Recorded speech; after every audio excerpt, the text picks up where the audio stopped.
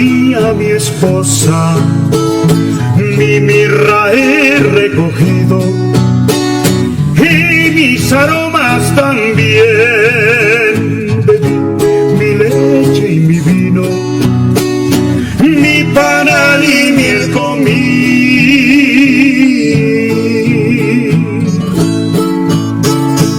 Toda hermosa eres tú y en ti ninguna mancha jamás habrá, pues mi vida por amor te di y se reproduce en ti.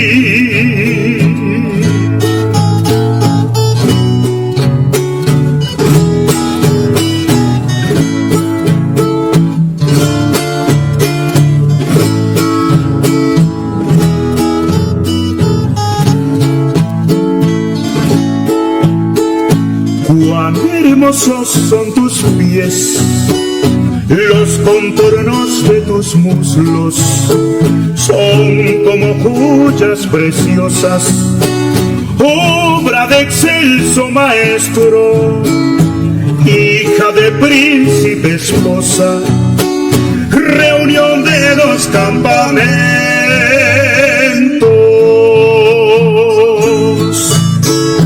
Toda hermosa eres tú, suave paloma mía, perfecta amor, la más hermosa de las mujeres.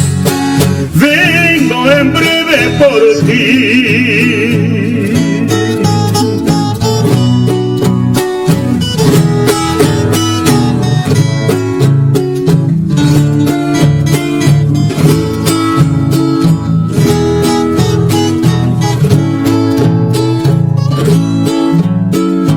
Llena de gloria eres tú, gloriosamente ataviada, es tu vestido de oro, brocado en tu interior, serás traída al rey, tu hermosura él desea.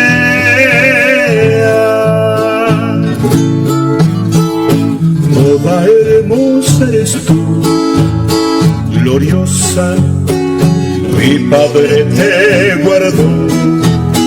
Mi vida siempre será recordado tu nombre en todas las generaciones.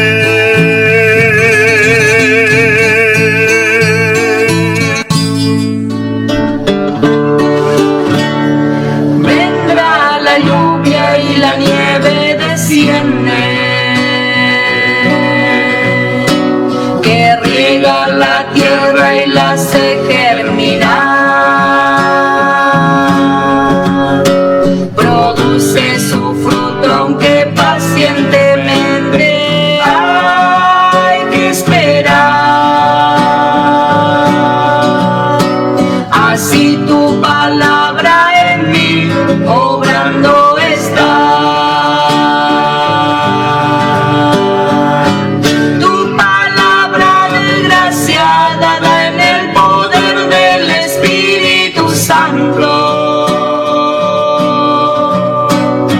Ella me hará llegar a la imagen perfecta del Hijo de Dios. No hay otro mensaje que tenga poder para transformación, tan solo tu palabra de verdad.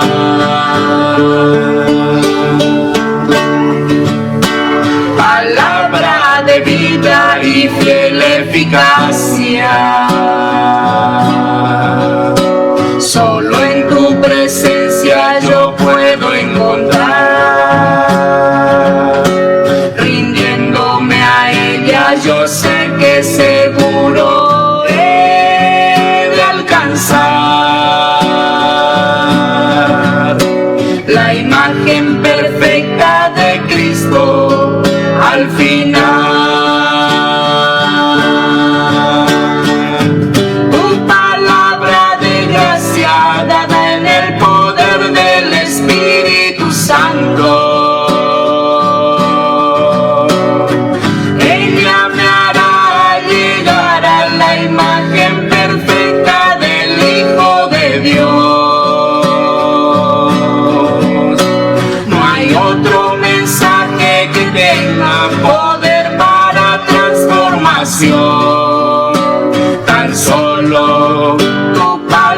palabra de verdad. Tu palabra de gracia, dada en el poder del Espíritu Santo. Ella me hará llegar a la imagen perfecta del Hijo de Dios.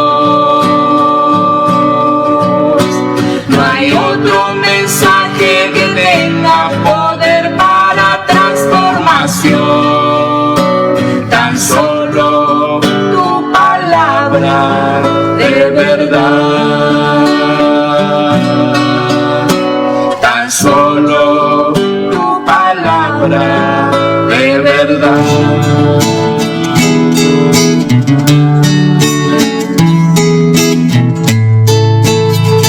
Por mucho tiempo yo vagué sediento, sin encontrar paz ni satisfacción.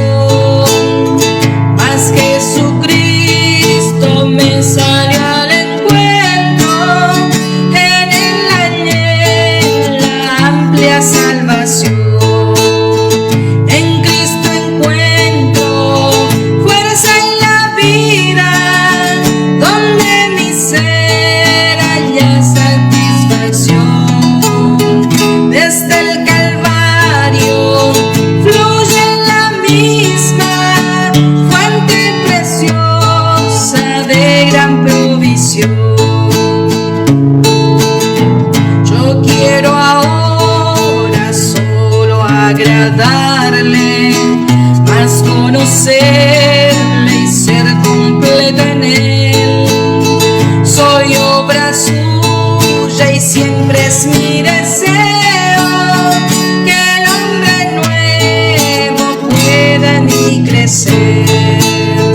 En Cristo encuentro fuerza en la vida, donde mi ser halla satisfacción. Desde el Calvario fluye la misma fuente preciosa de gran provisión. Hay experiencias de rechazamiento en este día de preparación, pero el premio siempre está seguro a los que esperan y aman al Señor. En Cristo encuentro fuerza en la vida, donde mi ser halla satisfacción. Desde el Calvario fluye la misma fuente preciosa de gran provisión.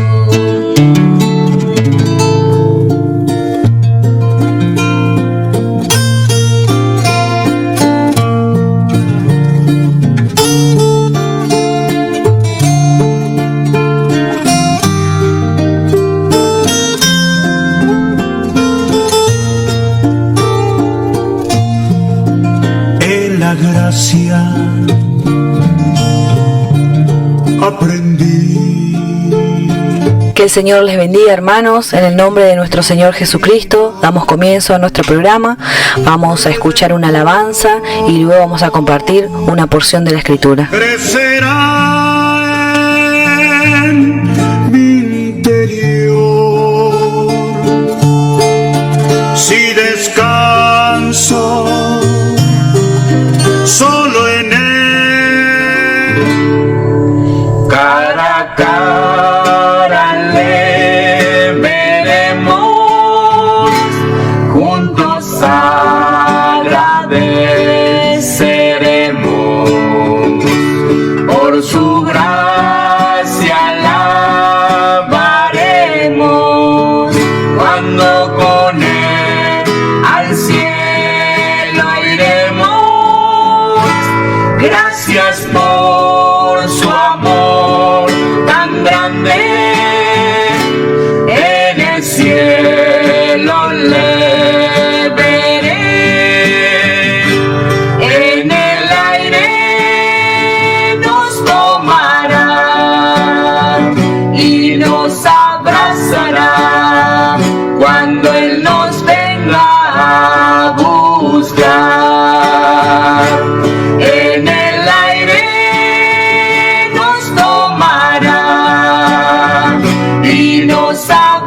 abrazará cuando Él nos venga a buscar. Cara a cara le veremos, juntos agradeceremos por su gracia, alabaremos cuando con Él al cielo iremos. Gracias por su amor tan grande, en el cielo le veré, en el aire nos tomará y nos abrazará cuando Él nos venga a buscar. En el aire nos tomará y nos abrazará cuando Él nos venga a buscar.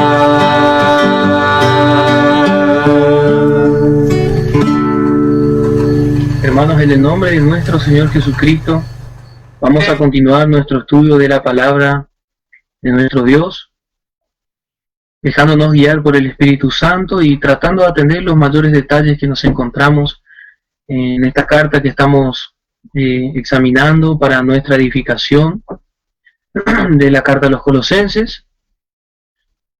Vamos a tratar de terminar hoy nuestra división número 3, que es hasta el verso 17. Y si el Señor permite, tratar de empezar la división número 4.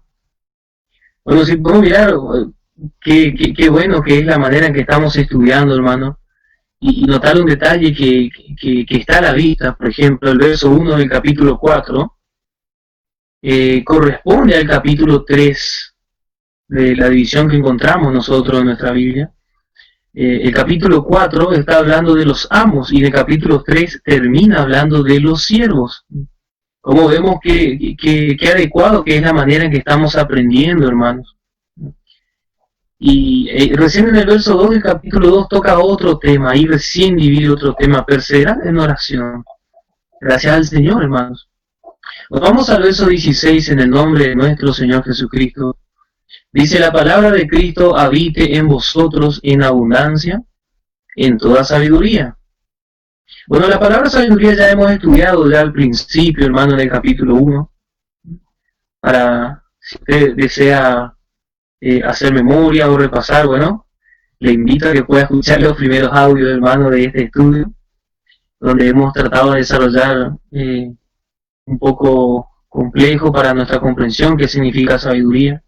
Pero acá encontramos una enseñanza y una exhortación. La palabra de Cristo more en abundancia. Vemos que el propósito de esa palabra es enseñarnos y exhortarnos. Bueno, esta palabra enseñanza es que seamos adoctrinados, ¿no? Que seamos adoctrinados, y la doctrina nos forma, hermanos.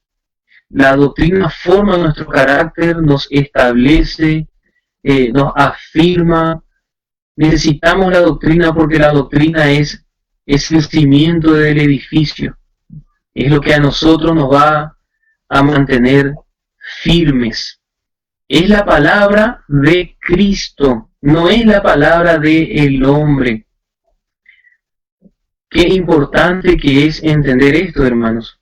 No es la palabra del hermano o de la hermana o de una denominación o algún reglamento que pueda implementar el hombre, ¿sí? No son decretos inescriturales. Es la palabra de Cristo. La palabra que el apóstol Pablo estaba dando la enseñanza era la palabra de Cristo. Y toda la Biblia constituye la palabra de Cristo. Tenemos que estar seguros que la Biblia es la palabra de Dios. Es la palabra de Dios. Tenemos que estar más que seguros, hermano, y descansar en que Dios reveló todos sus propósitos al hombre, al creyente, a su iglesia, para que nosotros le conozcamos y crezcamos en el conocimiento de la verdad a través de la Biblia. Bueno, la palabra de Cristo tiene que habitar, como hemos dicho anteriormente, hacer una habitación en nosotros. Su palabra, porque su palabra quiere obrar, hermanos. Dios habló y su palabra viene a nuestras vidas y esa palabra no se queda quieta. Está trabajando en nosotros, quiere obrar constantemente, quiere edificarnos a nosotros, pero también esa misma palabra que entró en nuestro corazón quiere salir por nuestra boca. Vemos, hermano, en este proceso que la fe es por el oír la palabra de Dios. La fe se produce por la palabra y esa va directamente a nuestro corazón cuando oímos la palabra de verdad. Y de nuestro corazón quiere salir por nuestra boca. ¿Para qué? Para dar enseñanza y para exhortar. Necesitamos que la palabra de Cristo sea abundante en nosotros. Notamos, hermano, que es necesario que es que la palabra esté completamente en nosotros, que habitando y que nosotros estemos llenos de la palabra de Dios. Vamos a mirar Efesios capítulo 5 y vamos a ver cómo la esposa de Cristo se prepara, la esposa de Cristo batalla. Vemos, perdón, en el capítulo 6, hermanos, vemos a la esposa de Cristo preparada para la batalla. La compañía de esposas serán santos fieles que van a pelear la buena batalla de la fe. La buena batalla de la fe. Y para pelear esta batalla de la fe, vamos a mirar el verso 14 del capítulo 6. Está pues firmes. Vemos una firmeza, hermanos. Eso viene con la doctrina, con la enseñanza. Ceñidos vuestros lomos de verdad. Tenemos que tener la verdad como un cinturón. Bueno, hoy el cinturón que usamos mayormente los varones no es el mismo cinturón que usaban en el tiempo antiguo, y mucho menos esta vestimenta que nos presenta de un soldado romano, que era el ejército o la vestimenta más aparentemente más completa en el guerrero de este tiempo.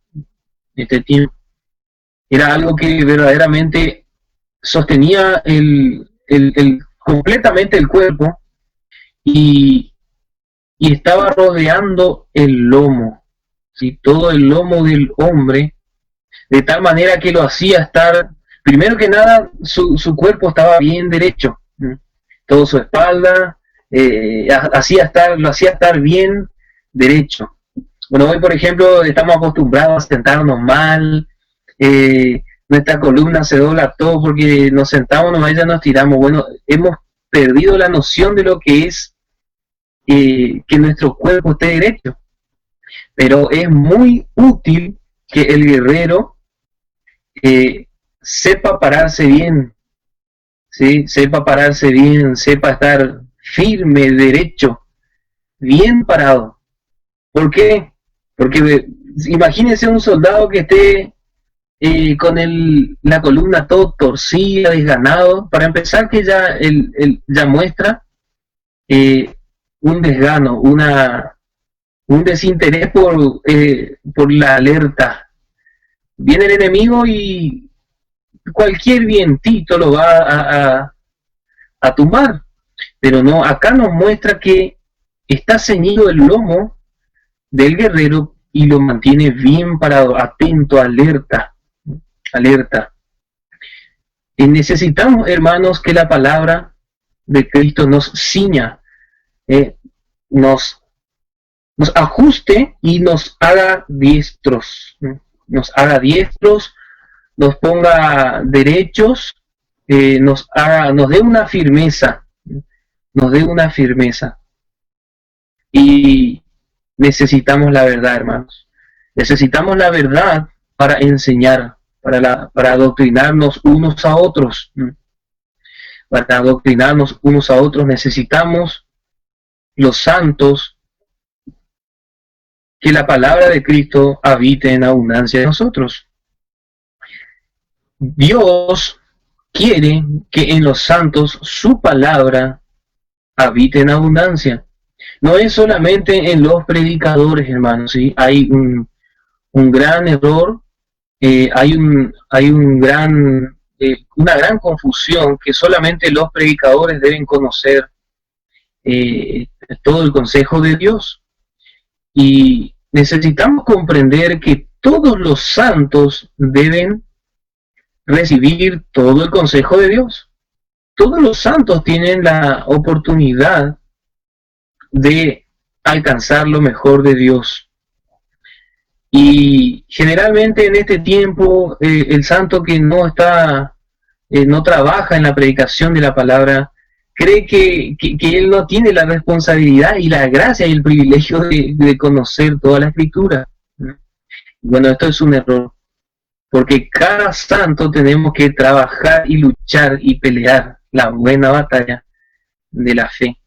Y tenemos que crecer con la palabra de Cristo. Y también tenemos la gracia de poder enseñarnos unos a otros.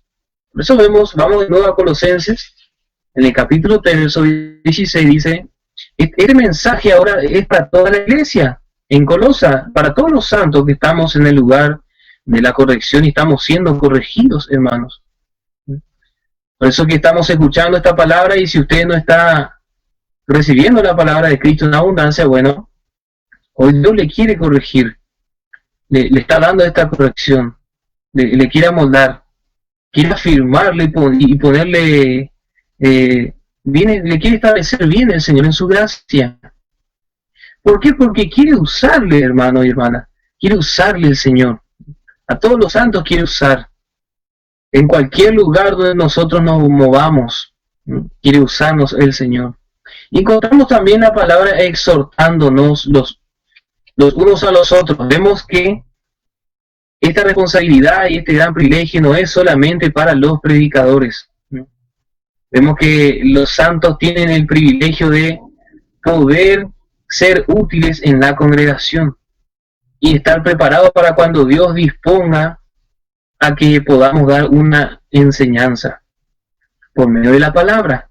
La palabra es lo que hace todo, hermano. No podemos enseñar sin la palabra, mucho menos exhortar. Bueno, la palabra exhortar, quiero que veamos un poco este significado de la palabra exhortar. La palabra exhortar significa llamar la atención. No llamar la atención de uno que hace ridiculeces, hermano, ¿sí?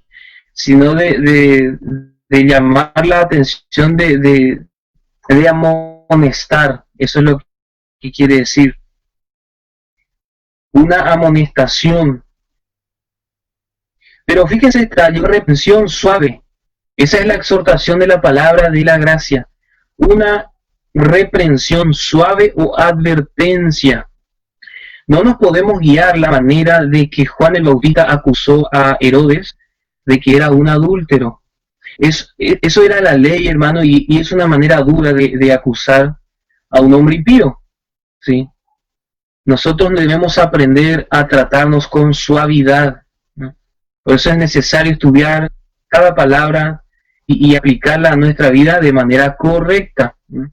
De manera correcta, porque vamos a ir viendo que cómo alabamos al Señor con cánticos, con salmos, himnos y cánticos espirituales, pero con la gracia en nuestro corazón. No puede haber en el corazón ley, porque eso no va a presentar una alabanza completa al Señor. No, ni alaba a Dios, hermano, el corazón con ley, ¿sí? El corazón con ley no alaba a Dios, hermano. Bueno, entonces decimos que es una advertencia suave, suavidad, como alguien que acaricia, que te abraza, te mima. Así viene a ser esta exhortación que nos presenta la palabra. o dice regañar gentilmente, es una amonestación. Pero hermano, esto solamente si la palabra de Cristo mora o habita en abundancia en nosotros.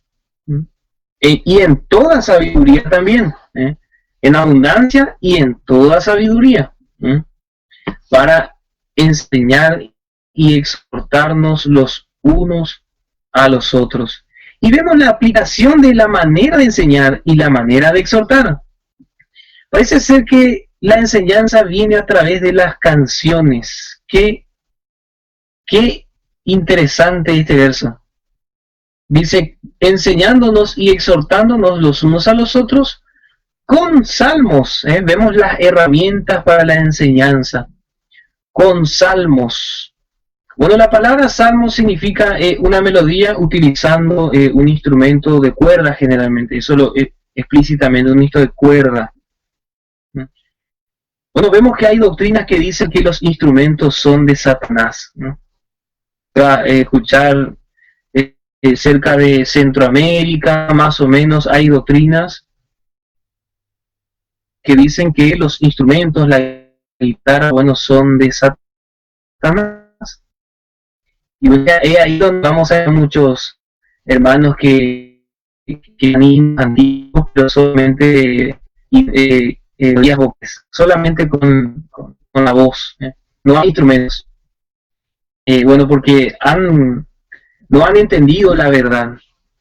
Acá Pablo está citando los salmos, más allá de que sea una melodía que utiliza instrumentos de cuerda. Está hablando de los salmos, del libro de los salmos, hermanos, ¿sí? Está hablando del libro de los salmos. Bueno, por ejemplo, encontramos que el Señor Jesús, cuando en la última cena, encontramos que, bueno, dice la palabra que cantaron el salmo. No nos especifica qué salmo fue el que cantaron, pero en la Pascua tenían costumbre de cantar salmos pascuales. Que, bueno, oportunamente vamos a mirar cuáles son esos salmos.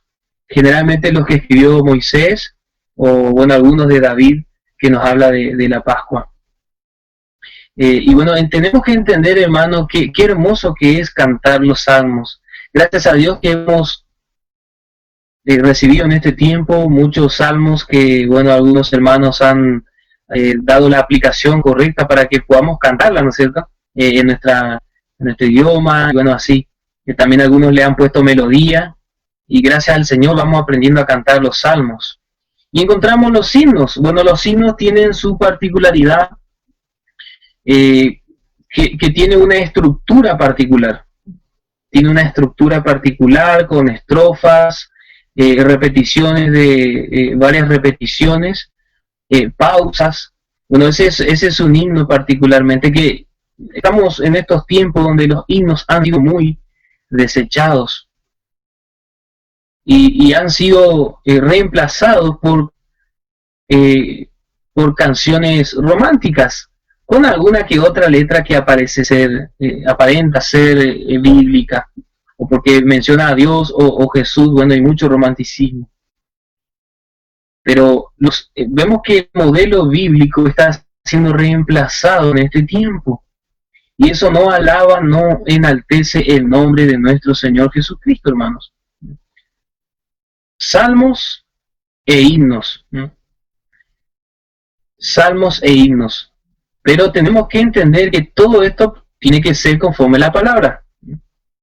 Palabra en abundancia encima. Y con toda sabiduría. Bueno, ahí los himnos tienen que estar bien aplicados con la palabra. Y dice canciones espirituales.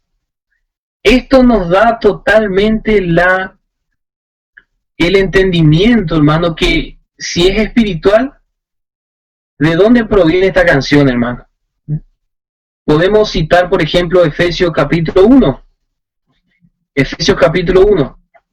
Y vamos a ver donde, bueno, ahí encontramos la doctrina de todo lo que tenemos en Cristo.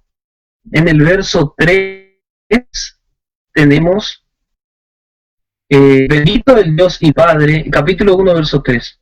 Bendito el Dios y Padre del Señor nuestro Jesucristo, el cual nos bendijo con toda bendición espiritual en lugares celestiales en Cristo. Bueno, la bendición espiritual y la canción espiritual proviene del Espíritu, pero es dado desde los cielos, es dado, hermanos. La bendición espiritual es dado por Dios, por Dios. Y las canciones espirituales son dados por Dios. Alguno que otro hermano que ha tenido la experiencia de poder componer, aunque sea un coro de 2 renglones, puede afirmar si esta canción que compuso se la dio Dios o no.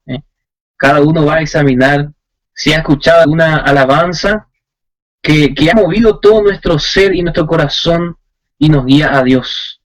Esa es una canción espiritual, hermano. Primero que nada, provino del cielo. Provino del cielo. Y nos hace enaltecer en espíritu a nuestro Señor. ¿Sí? Todo esto, hermanos, tiene que estar con gracia en nuestro corazón. Dice, con gracia cantando. Esa es la entonación del creyente. Ese debe ser la manera de entonar un salmo, un himno, una canción espiritual del creyente. Generalmente los hombres estamos acostumbrados a no querer cantar con energía, con ganas, si alguno que otro hermano no lleva una tonada de acuerdo a la regla terrenal, Pero callamos si es que la alabanza tiene una voz muy prominente, pero el corazón tiene ley, y ahí no decimos nada. Cuando es conforme en la melodía celestial, la tonada celestial, callamos, pero cuando es la tonada terrenal, ahí los hermanos decimos, qué hermoso, cómo canta el hermano, qué espiritual, me regocijo, y quiero llorar y tirarme al suelo, pero hermanos, ¿es verdaderamente conforme la palabra? ¿Es un cántico espiritual? ¿Está con gracia en nuestro corazón y en el corazón del que canta? Bueno, esa es la tonada celestial. Con gracia en nuestros corazones. Y la gracia verdaderamente produce gozo, produce paz, produce alegría. Esa es la manera, bueno, que queda evidente en los cultos de hoy. Si hay gracia, no hay gracia. Generalmente, cuando no está la gracia en el corazón, las canciones, por más tonada terrenal muy armoniosa que exista y los mejores instrumentos y que haya tenido diplomado en música y hayan cantado muchos escenarios, si no está la gracia, hermano, va a ser una alabanza fría, religiosa y con una cara infeliz. Esa es la manera de detectar que no está la gracia, hermano. Seguro que más de uno de nosotros hemos visto ya este corazón que no tiene la gracia. ¿Cuántos cultos habremos compartido y hemos sido partícipes de estas canciones sin gracia en el corazón? La gracia hace feliz a los creyentes. La gracia hace que el creyente sea agradecido, como leímos en el verso 15. ¿Por qué? Porque la paz de Dios gobierna el corazón del santo. Sed agradecido, dice. El que tiene su corazón lleno de la gracia de Dios, está contento, está alegre, quiere agradecer a su Señor, quiere exaltarle.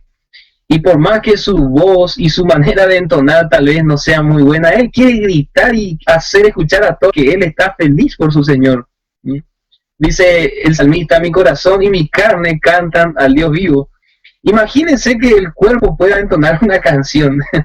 Estaba tan desesperado el salmista que hasta salía una voz de su cuerpo y de su corazón.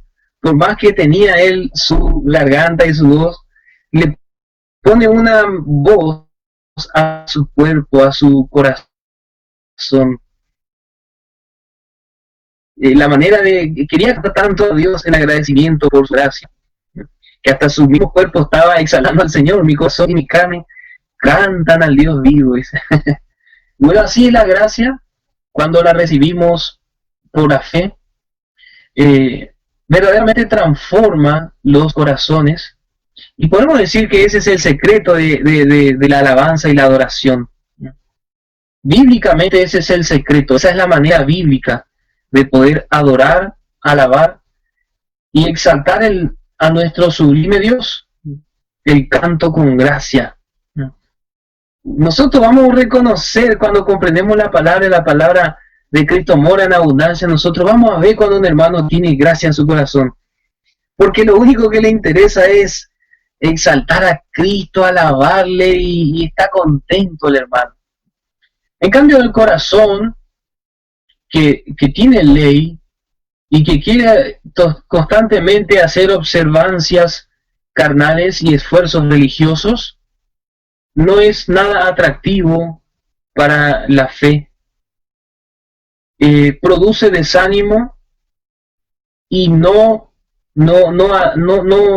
permite que el Dios incline su oído para escuchar esta canción. Imagínense, hermano, que cuando el corazón del creyente tiene la gracia entonando la alabanza, el cielo queda en silencio, hermano, para escuchar. Queda en silencio, hermano, el cielo para escuchar la alabanza de los redimidos, porque la gracia está exaltando al Cristo de la gloria. La gracia en los corazones hace feliz a los creyentes, hermano. Hace feliz a los creyentes.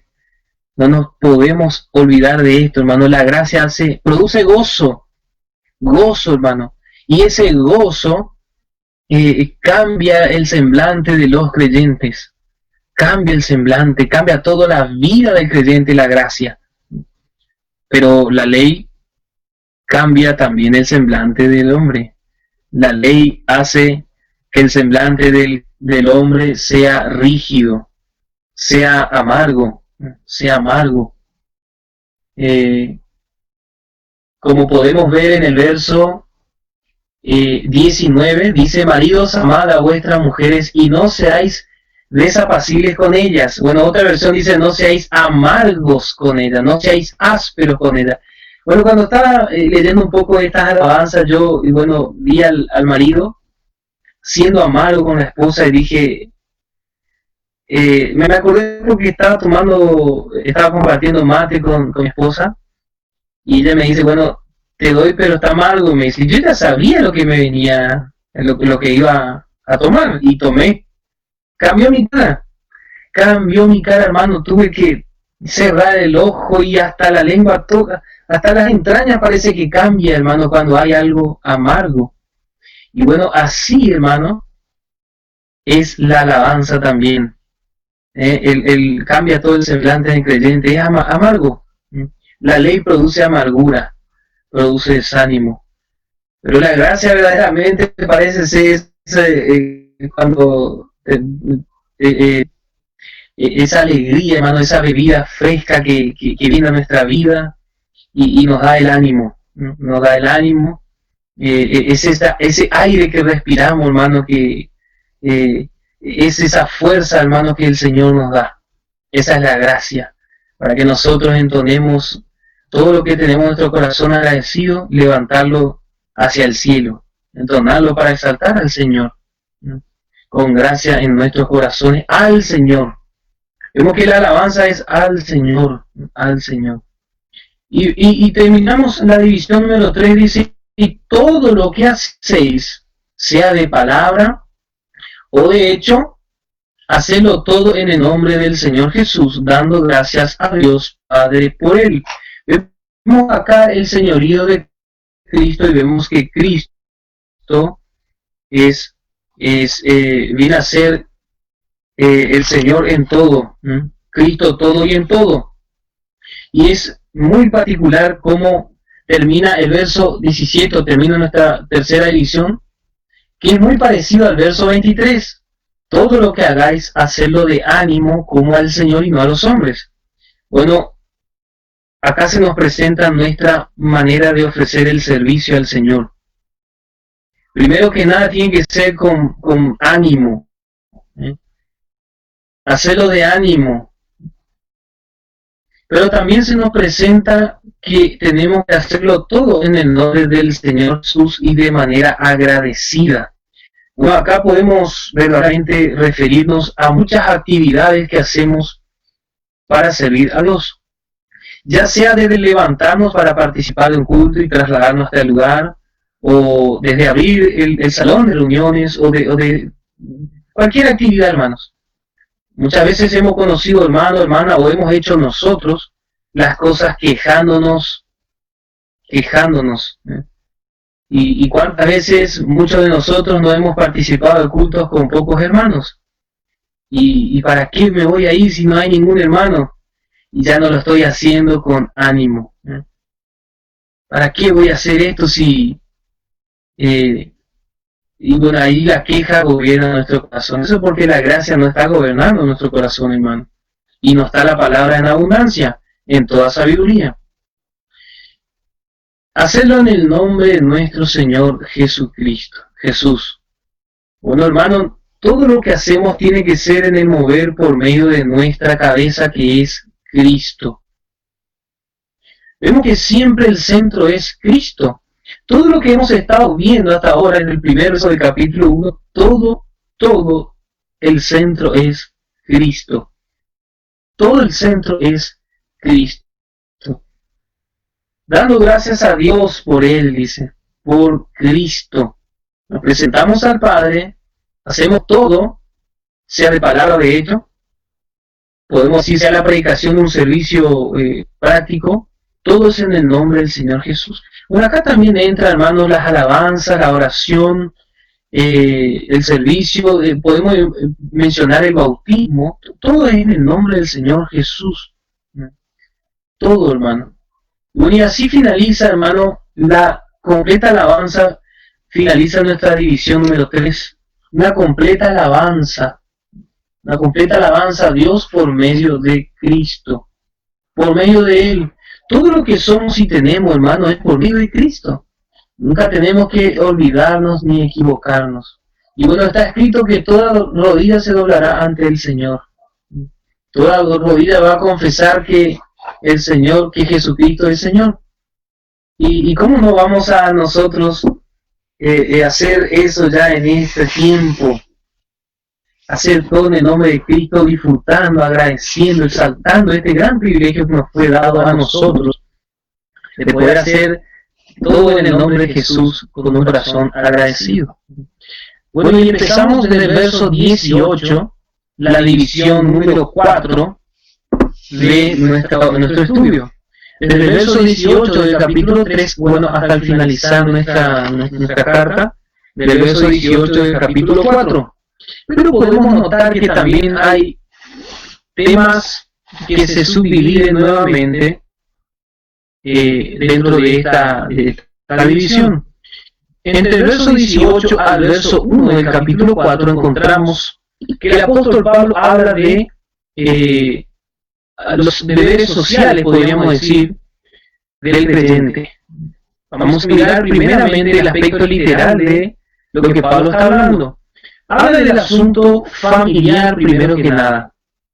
En el asunto familiar, el trato, primero el apóstol Pablo habla a las esposas casadas y a los maridos. Y ahí tenemos que mirarlos como un solo grupo, casadas y maridos. Después, verso 20 y verso 21, encontramos hijos y padres. Tres diferentes relaciones, las casadas con sus maridos y los maridos con sus casadas es una. Los hijos y los padres, o los padres con los hijos, es el segundo grupo. Y el tercer grupo es de los siervos con los amos, o los amos con los siervos. Para todo hay un consejo. Para todos tenemos un consejo. Todos los creyentes entramos en cada uno de estos tres grupos, ya sea en uno o en dos o en tres. Muchas veces algún creyente va a ser solamente siervo y no va a ser padre ni ya hijo, porque va a llegar a perder a sus padres ni tampoco puede ser que llegue a consumar algún matrimonio, pero puede ser siervo y bueno, tiene que escuchar el consejo. O puede llegar a ser amo, bueno, hay que escuchar el consejo. Si somos padres o somos hijos, hay que escuchar el consejo. Si hay mujeres o maridos, bueno, hay que escuchar el consejo de la palabra. La palabra nos quiere dar la guía para que podamos tener una vida victoriosa en nuestra familia, en nuestro andar, en nuestro trabajo, hermanos. Bueno, el verso 18 y el verso 19, vemos a las casadas. ¿Y por qué será que Pablo, siempre podemos hacernos esta pregunta? Cuando encontramos una exhortación o un mensaje concreto dentro de las cartas de Pablo, tenemos que hacernos esta pregunta: ¿por qué dice esto Pablo? ¿Por qué dice esto Pablo? Por ejemplo, en el capítulo 3 hemos estado viendo las obras carnales, las obras de la carne. ¿Por qué será que Pablo habló de las obras carnales? ¿Y por qué habló de la necesidad de tomar la vestimenta celestial? ¿Por qué habló? Bueno, como hemos dicho en el capítulo 2, Pablo habló de la divinidad de Cristo, de la deidad de Cristo, porque había un mensaje que negaba esto. Bueno, lo mismo, él necesitaba mostrar el andar en la carne porque evidentemente muchos santos estaban andando en la carne y no conocían el camino de la victoria. Bueno, lo mismo podemos explicar de esto. ¿Por qué Pablo va a tener necesidad de decir a las mujeres casadas que se sujeten a su marido? Es evidente que las mujeres no se sujetaban a sus maridos. ¿Por qué Pablo va a decir a los maridos que amen a sus mujeres? Porque es evidente que los maridos no amaban a las mujeres, a sus mujeres. ¿Y por qué dice no seáis desapacibles con ellas, no seáis ásperos, amargos? Porque es evidente que los maridos eran muy duros con sus mujeres, muy amargos con sus mujeres. Y hermano, usted que es marido, le quiero invitar ahora cuando terminemos de estudiar, si la próxima vez que tome el primer mate, el más amargo ese, bueno, acuérdese que usted cuando no trata bien a su esposa, bueno, es así como ese trago que ha terminado de tomar. Así usted, hermano, y yo, cuando no tratamos bien a nuestra esposa, no le tratamos suavemente. Bueno, así, hermano. Entonces existía un problema en la iglesia en Colosas, en la familia. Y hasta hoy en día existe este problema. Las cabezas de la familia, que son el hombre y la mujer, son los que tienen que tener la mayor firmeza en la casa. La mayor firmeza en la casa. Para que todo el edificio o el hogar esté bien establecido. Por eso Pablo primero habla al hogar, a la base de la casa, la base del hogar, que son los padres. Pero primero él muestra la relación del marido con la mujer y la mujer con su marido. Y después recién habla de la paternidad y del hijo. Y después habla del servicio externo en un trabajo, en una labor, y la relación entre jefe y siervo. Pero vemos, hermano, que todo el problema que hay en la sociedad y todo el problema que hay en la iglesia también tiene sus raíces en que la mujer no se sujeta a su marido y que el marido no ama a su mujer, que es muy amargo en su trato con ella. Bueno, dice, casadas, estad sujetas a vuestros maridos. Hasta en este tiempo aún continúa este problema, hermanos. Más aún con todas las corrientes de este mundo que proclaman que la mujer empoderada y la mujer es la luchadora, y bueno, así, hermanos, quieren levantar una bandera de la mujer rebelándose en contra de su marido. Y muchas hermanas han sido arrastradas por esta corriente mundana, de manera tal que no se someten al gobierno en la casa de su marido, Está sujeta a vuestros maridos, dice la palabra. ¿Cómo conviene en el Señor? Hay una manera que conviene en el Señor de que las hermanas se sujeten a su marido. ¿Cómo conviene en el Señor? Bueno, esto tenemos que tratarlo también de manera muy, muy suave, ¿sí? Porque podemos conocer muchas hermanas y hermanos que no han tenido mucho éxito en el matrimonio, de manera que podemos decir que la mujer no podía llegar ya ni siquiera a estar con su marido, porque encontramos en este tiempo muchos maridos violentos, muchos hermanos que en su carnalidad y en su falta de someterse al Señor, no tratan bien a sus esposas. Y tenemos a los maridos la exhortación de la palabra de amar a vuestras mujeres. Y evidentemente ya en ese tiempo, el problema de la mujer no era no amar a su marido, sino que no se podía someter nomás al gobierno en la casa. No se podía, pero amar para la mujer, amar es evidente que es algo muy, muy simple. Pero todo lo contrario para el marido, evidentemente era muy y es muy difícil amar. Amar como la mujer debe ser amada. Y tratarla bien, suavemente. Esos son dos problemas que se nos presentan en la iglesia. La mujer no se quiere sujetar a su marido y el marido no quiere amar a su mujer. Eso es una manera también que se manifiesta la carne para destrucción del matrimonio, hermanos. Acá tenemos consejos para el matrimonio. Y bueno, es la palabra la que nos enseña y nos exhorta. Puede leerla cualquier hermano, pero es la palabra la que nos enseña y nos exhorta. Es la palabra. Por eso necesitamos la palabra de Cristo habitando en abundancia en nosotros.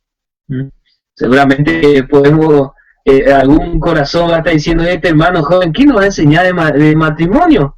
Pero bueno, hermano, estamos leyendo nomás la palabra, ¿sí? Porque así las casadas tienen que estar sujetas a su marido y el marido tiene que estar amando a su mujer y tratando suavemente. Bueno, porque generalmente el creyente quiere escuchar el consejo del hermano que mínimo tenga 50 años de marido y la esposa tenga 60 años de esposa. Y ahí, bueno, ahí también puede aconsejar. Pero es la palabra, hermano, la que nos enseña y nos exhorta. La palabra. Es la palabra la que tiene poder. Puede ser un hermano joven, un hermano anciano, pero tiene que leer la palabra, tiene que estar de acuerdo a la doctrina, hermano. Por eso necesitamos ceñirnos los lomos con la verdad. Sí, hermano, les llamo, hermano, les aliento, hermano, que se ciñan los lomos a la verdad, hermano. Con esto ya vamos a terminar, hermano, porque ya hemos llegado a tiempo. Necesitamos la palabra, hermano. Necesitamos ser llenos de la palabra, hermano, para que nuestros ojos sean abiertos. La preparación de la esposa de Cristo no es solamente tratar bíblicamente, no, hermano, todo nuestro ser, nuestro espíritu, nuestra alma, nuestro cuerpo, toda nuestra mente tiene que estar completamente lleno del Señor, gobernado completamente por el Señor. Y eso es lo que estamos aprendiendo, hermano. Bueno, ahora el Señor, vemos que ya nos habló de la doctrina, de los peligros de la doctrina, de los peligros de nuestra carne. Ahora vamos, la palabra nos está hablando de los maridos y la esposa. Bueno, ahí tenemos que ser corregidos, hermano. Y tenemos que orar al Señor para que podamos ser corregidos, porque en estos tiempos es muy fácil. Total, la ley ya nos permite por cualquier cosa divorciarnos. Y bueno, y vamos a divorciarnos, dice el creyente. Y se olvida el consejo de Dios. ¿Cuál es el consejo de Dios? Todo esto con ayuda de nuestro Dios vamos a tratar de aprender, hermano. O refrescar la enseñanza.